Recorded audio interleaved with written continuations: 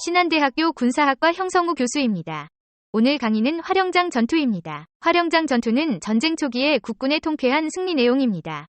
참고자료는 육군군사연구소 발행 6.25 전쟁입니다. 화령장 전투는 1950년 7월 17일부터 7월 21일까지 육본 직할 17연대가 경북 상주 화령장 일대에서 북한군 15사단 2개 연대를 선멸한 전투입니다. 이 전투의 승리로 낙동강 방어선 형성을 위한 시간을 확보하게 됩니다. 당시 상황은 북한군은 1950년 6월 25일 남침을 시작해 6월 28일 서울을 점령하고 7월 3일에는 한강 방어선을 넘어 남진을 계속하여 7월 5일에는 충북 음성 일대까지 진출했다. 국군은 춘천의 6사단을 제외한 전 지역에서 연전연패를 하여 부대를 개편하게 된다. 1군단을 수도 1, 2사단으로 7월 5일에 창설하고 2군단은 6사단과 8사단으로 7월 15일에 창설한다. 당시 북한군의 공격 상황을 살펴보면 북한군 2군단은 중부지역으로 신속히 남아 제2사단은 진천 방면으로, 제15사단은 음성 방면으로, 제1사단은 충주 방면으로 공격했다. 이 상황에서 6사단 7연대가 동락초등학교 일대에서 북한군 1개 연대를 선멸하고 육본 직할 17연대는 경북 상주 화령장 일대에서 북한군 2개 연대를 경멸한다. 당시 피하 상황은 북한군 2군단 예하 5개 사단은 대구를 목표로 신속히 남하하여 동측에는 12사단이 중령 안동 방향으로, 8사단은 풍기 예천 방향으로, 중앙에는 1사단과 13사단이 조령 문경 방향으로, 서측 15사단은 갈령 화령장 상주 방향으로 진출할 기도를 갖고 있었다. 아군은 국군 17연대를 1군단에 배속하여 보은 일대에서 전투를 수행 중이었다.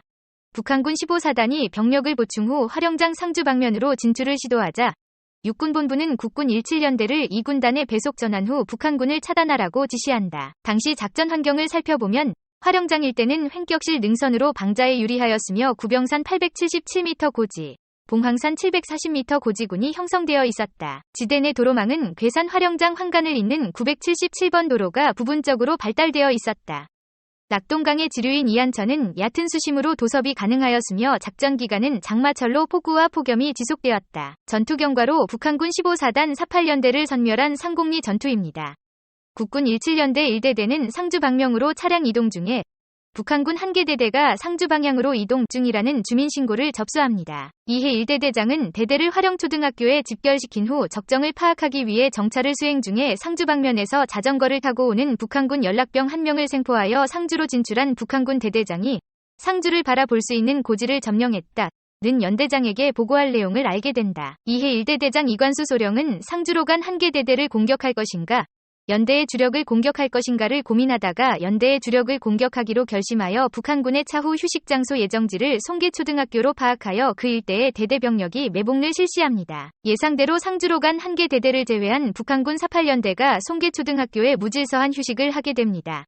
이에 17연대 1대대는 7월 17일 19시 30분 저녁 식사 집결 시간에 기습을 실시하여 북한군 사살 250명, 포로 30명, 박격포 등을 노획하는 전과를 이루게 된다. 한 시골 노인이 이동 중인 1대대 차량 행렬을 정지시키고 국군에게 신고한 내용이다.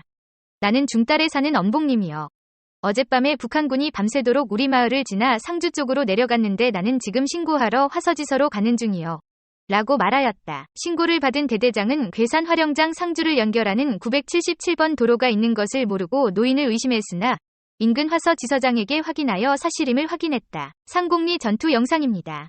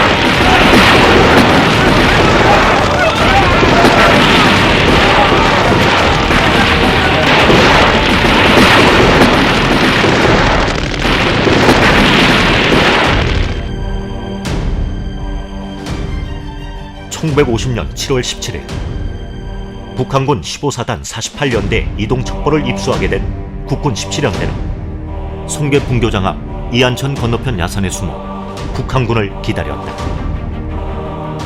각 중대는 신속하게 매복 진지를 구축했고 공황산 능선을 따라 100여 개의 참호를 팠다. 참호 곳곳에 배치된 브라우닝 자동소총은 주로 송계 분교장 운동장을 향했다. 마침내 떨어진 사격 명령과 함께 국군의 집중 포화가 이어졌고 경계를 늦추고 있던 북한군들은 국군의 기습 공격에 대책 없이 당할 수밖에 없었다. 이날 상공리 전투에서 국군 제17연대는 적군 250명을 사살하고 포로 30명을 생포했으며 군수품과 통신 장비 등을 노획한 반면 아군은 거의 피해를 입지 않은 대승을 거두었다.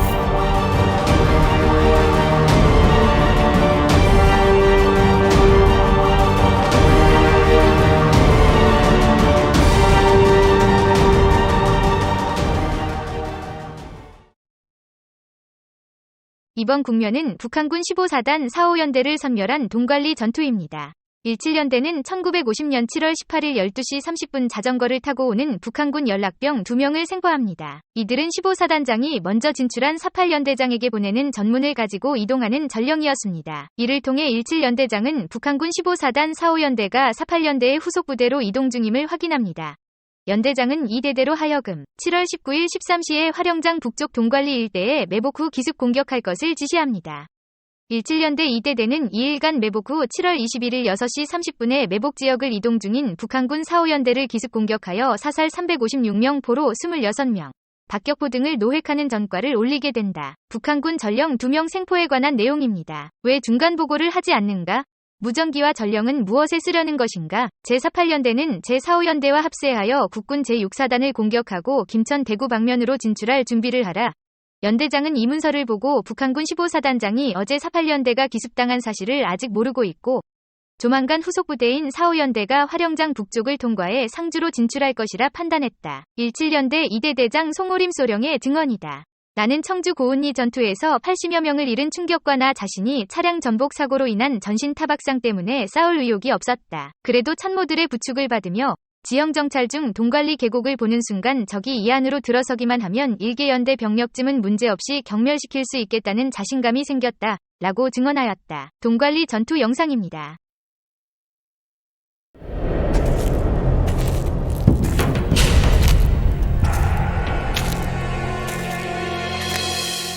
(1950년 7월 18일)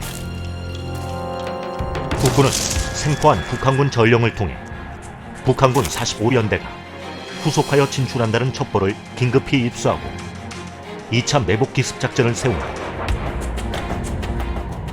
자, 지금부터 우린 다시 매복에 들어간다. 각 부대원들은 맡은 위치에서 신속히 참호를 파고 확실하게 위장하라.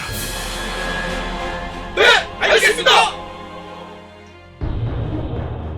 다음 날 19일 국군 제17연대는 동간리 삼거리와 하송리 사이의 산악지대에 진지를 구축한다. 경계 초소 보고합니다.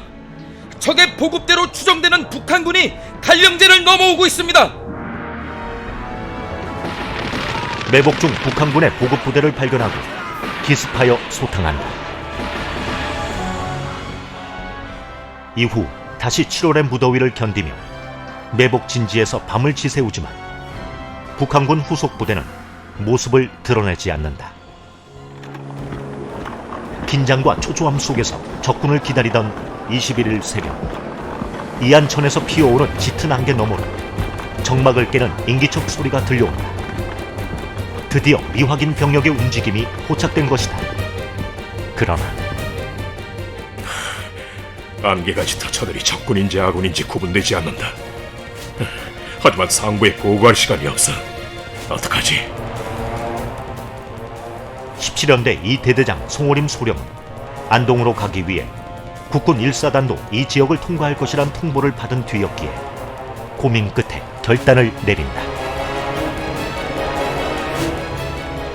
저들은 배낭을 메고 손수레 기관총을 가지고 있는 것으로 보아 적이 틀림없다. 사격 개시! 공격 개시를 알리는 오성 신호탄과 함께 동관리 전투는 시작됐다.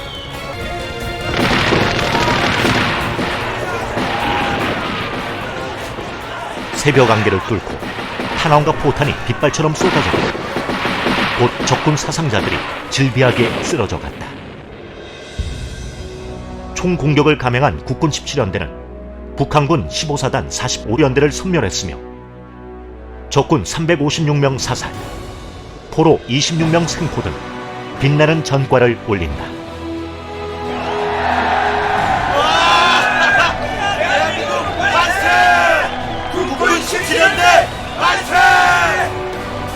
대승을 거둔 국군 17연대는 전 대원이 1계급 특진하며 무적 불패의 신화를 남긴다.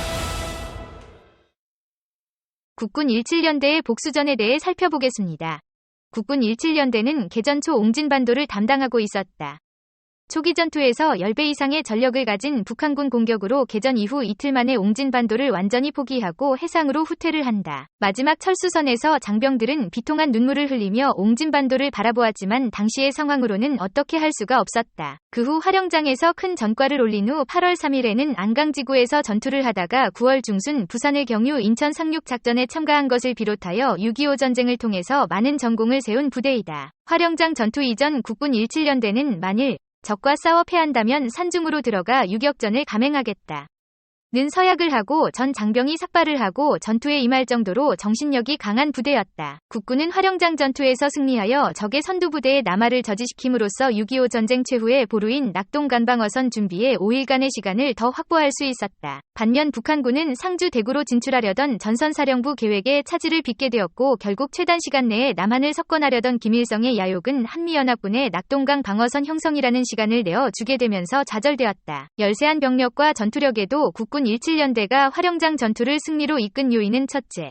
민관군의 긴밀한 협조이다. 화령장 전투의 시작은 북한군의 이동을 신고한 노인이 있었기에 가능했다. 노인 신고에 대한 화서 지서장의 첩보사항과 주민들의 식사 제공, 지형정찰 시 동행해준 청년들이 있었다. 둘째, 지휘관의 적시 적절한 지휘 조치 및 전장군기의 유지이다. 1대대장은 긴박한 상황에서 상주로 이동한 대대를 공격하지 않고 연대의 주력을 공격하는 지혜를 발휘하였으며 북한군 연대 병력이 이동할 때 지휘관의 지시에 의해 숨죽이며 사격 명령이 떨어질 때까지 기다리는 전장군기 유지를 통해 북한군을 경멸할 수 있었다. 셋째로 17연대 장병들의 전투에서 이기고자 하는 투철한 사명감과 자신감이 승리의 원동력이었다. 육군본부는 동락전투에서 승리한 제6사단 7연대에 이어 두 번째로 제17연대 전 장병에게 1계급 특진의 영예를 부여하였다. 다음 강의는 다부동 전투입니다. 다부동 전투는 1950년 8월 15일부터 8월 30일까지 국군 1사단이 다부동 일대에서 북한군 3개 사단의 공격을 격퇴한 전투입니다. 시청해주셔서 감사합니다. 유용하게 보셨다면 구독, 알림 설정 부탁드려요.